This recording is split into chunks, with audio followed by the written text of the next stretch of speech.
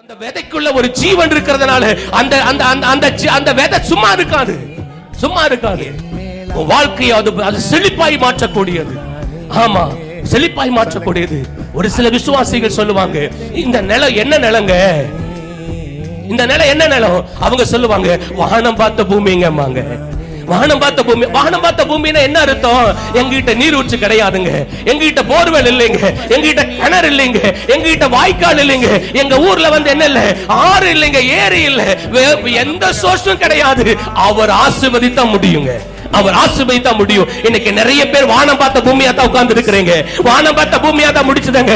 என்னுடைய சம்பாத்தியத்துல முடியாது, என் பலத்துல முடியாது, என்னுடைய ஆரோக்கியத்துல முடியாது, என் படிப்புல என் ஞானத்துல முடியாது.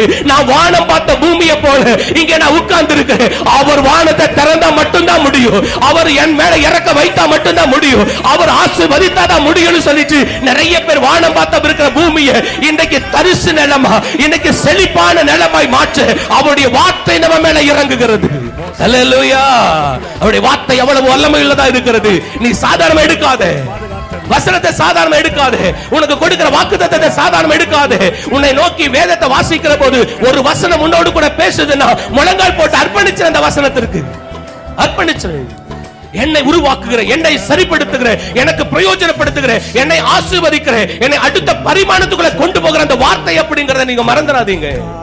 வார்த்தை அவ்வளவு லேசியா நம்ம எடுத்துக்கொள்ள கூடாது. அதனால ஆண்டவருக்கு நம்ம நன்றி செலுத்தணும். நான் புரியிற மாதிரி வசனத்தை அவங்க அசால்ட்டா எடுத்துக்கொள்ள கூடாது.